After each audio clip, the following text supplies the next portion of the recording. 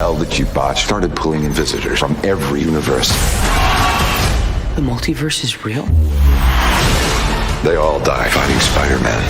There has to be another way! There isn't. They're a danger to our universe. This is all my fault. I can't save everyone.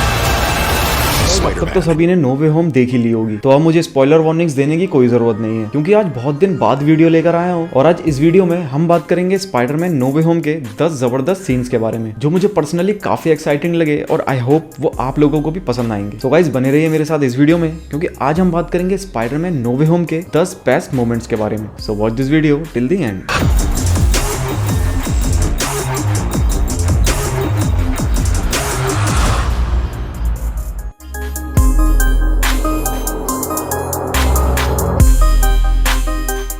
Marvel के दो most iconic New York characters बहुत सी movies और TV series में दिखाए जा चुके हैं, लेकिन ये फर्स्ट टाइम था जब ये दोनों एक साथ एक स्क्रीन पे दिखाए गए। पीटर पार्कर को जब बहुत अच्छे लॉयर की जरूरत थी, तो उस वक्त उसे मिला मार्वल यूनिवर्स का सबसे अच्छा लॉयर मैट मुर्डॉक। डेयरडेविल के बारे में बहुत सी रूमर्स थी, लेकिन कोई भी इतना श्योर नहीं था कि मार्वल टेलीविजन सीरीज का ये फेमस कैरेक्टर कब एमसीयू में एंट्री करेगा। और अब क्योंकि हॉकाई के फाइनल एपिसोड में किंगपिन को भी दिखाई दिया गया है, जो डेयरडेविल से पूरी तरह कनेक्टेड है, तो इससे अंदाजा लगाया जा सकता है कि डेयरडेविल का कैरेक्टर मार्वल सिनेमैटिक यूनिवर्स में बहुत तेजी से डेवलप हो रहा है और हमें जल्द ही डेयरडेविल की कोई टीवी सीरीज या मूवी मार्वल सिनेमैटिक यूनिवर्स में देखने को मिल सकती है।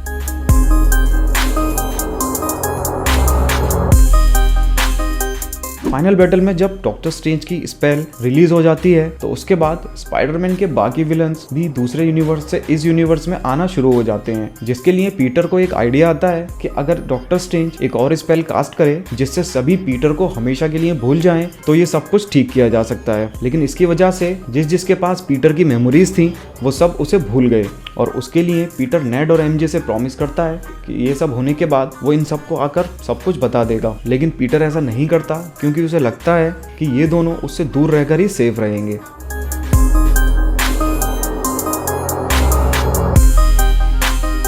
पीटर पार्कर की सभी मूवीज में दिखाया गया है कि वो अपने किसी करीबी को खो देता है, और एंड गेम में टोनी स्टार्क को खो देने के बाद इस मूवी में स्पाइडरमैन आंट मे को भी खो देता है, क्योंकि जब ये लोग हैप्पी के अपार्टमेंट में सभी विलन्स के लिए क्योर्स बना रहे थे, उसी वक्त नॉर्मन की बॉडी पे असली गॉब्लिन कंट्रोल कर लेता है। इसके बाद स्पाइडरमैन और गॉब्लिन की एक जबरदस्त फाइट होती है, जिसमें आंट मे बुरी तरह इंजर्ड हो जाती है, और इसके बाद आंट मे की जर्नी यहीं पे खत्म हो जाती है। ये सीन पीटर के लिए बहुत ज्यादा इमोशनल था, क्योंकि उसकी फैमिली में आंट मे के अलावा कोई नहीं था, और अब उनके चले जाने के बाद पीटर के लिए फैमिली के नाम पर कोई नहीं रह गया।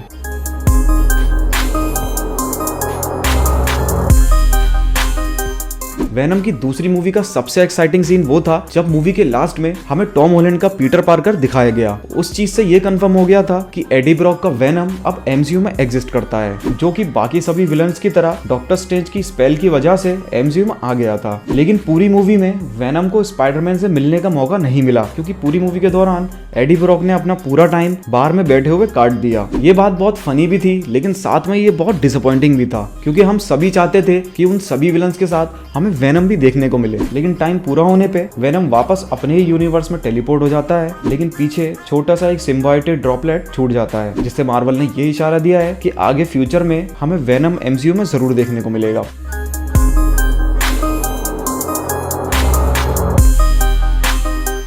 ट्रेलर में जब हमने एमजे को ग्वेन स्टेसी के स्टाइल में गिरते हुए देखा, तो ज्यादातर फैंस समझ गए थे कि अगर इस मूवी में एंड्रू गारफील्ड वाला स्पाइडरमैन होगा तो एमजे को वही बचाएगा, क्योंकि इस सीन को देखकर सभी को द अमेजिंग स्पाइडरमैन 2 का ग्वेन वाला सीन याद आ गया था, और नो वे होम में बिल्कुल वही हुआ जैसा हमने सोचा था। इस सीन में एंड्रू गारफील्ड वाला स्पाइडरमैन ही एमजे को बचाता है, और फिर उसके बाद अपने यूनिवर्स की ग्वेन स्टेसी को याद करके इमोशनल हो जाता है। ये सीन एंड्रू गारफील्ड वाले स्पाइडरमैन फैंस के लिए एक बहुत इमोशनल मोमेंट था, और इसीलिए सभी ने इस सीन पे बहुत चीयर किया।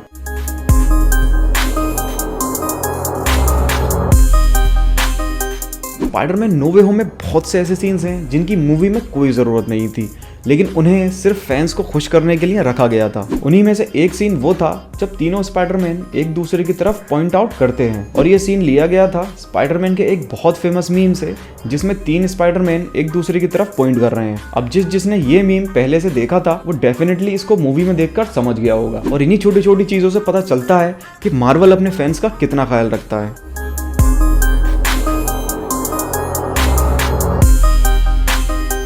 स्पाइडरमैन का सबसे फेमस विलन है ग्रीन गॉब्लिन और इसीलिए सैम राइमी ने भी अपनी स्पाइडरमैन सीरीज को ग्रीन गॉब्लिन से ही शुरू किया था। और इसके अलावा द अमेजिंग स्पाइडरमैन में भी ग्रीन गॉब्लिन को फीचर किया गया था। जिस तरह जोकर के बिना बैटमैन अधूरा है, उसी तरह गॉब्लिन के बिना स्पाइडरमैन भी अधूरा है। लेकिन एमसीयू के स्पाइडरमैन को ये अपॉर्चुनिटी नहीं मिली थी, लेकिन अब नो वे होम में हमें ये जबरदस्त विलन भी एमसीयू में देखने को मिल गया। और सही में इससे ज्यादा बेहतर ग्रीन गॉब्लिन एमसीयू को मिल भी नहीं सकता था, क्योंकि विलियम डेफॉय की एक्टिंग लेवल का कोई मैच नहीं है। और नो वे होम में उसकी और स्पाइडरमैन की फाइट हमेशा एमसीयू के बेस्ट सीन्स में से एक रहेगी।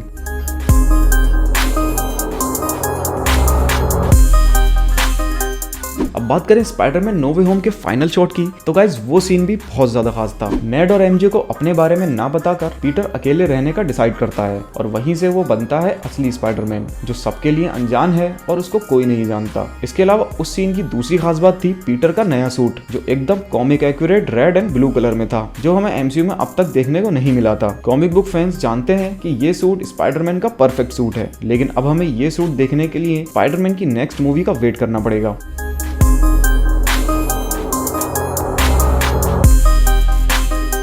दो 2016 में स्पाइडरमैन की एंट्री के बाद ये किसी ने भी एक्सपेक्ट नहीं किया था कि हमें एक दिन स्पाइडरमैन और डॉक्टर स्ट्रेंज की लड़ाई भी देखने को मिलेगी। लेकिन नो वे होम के ट्रेलर में इन दोनों की फाइट को टीज किया गया था और नो वे होम में इस फाइट का फुल वर्जन हमें देखने को मिला, क्योंकि डॉक्टर स्ट्रेंज उन सभी विलन्स को उन्हीं के यूनिवर्स में भेजना चाहता था जहां जाकर वो सभी स्पाइडरमैन के हाथों मारे जाते। लेकिन पीटर पार्कर चाहता था कि इन्हें वापस भेजने से पहले वो इन्हें ठीक कर दे, यानी कि वो इनके अंदर की बुराई को खत्म करना चाहता था, ताकि जब ये अपने यूनिवर्स में वापस जाएं तो ये एक आम इंसान की तरह जी सकें और एक नई जिंदगी शुरू कर सकें। इसी बात पे ये दोनों एग्री नहीं कर पाते और फिर हमें एक विजुअली ब्यूटीफुल फाइट सीक्वेंस देखने को मिलता है। लेकिन इस फाइट का कोई विनर नहीं होता, क्योंकि ऑब्वियसली ये एक फ्रेंडली फाइट थी जिसमें दोनों बस एक दूसरे को रोक रहे थे।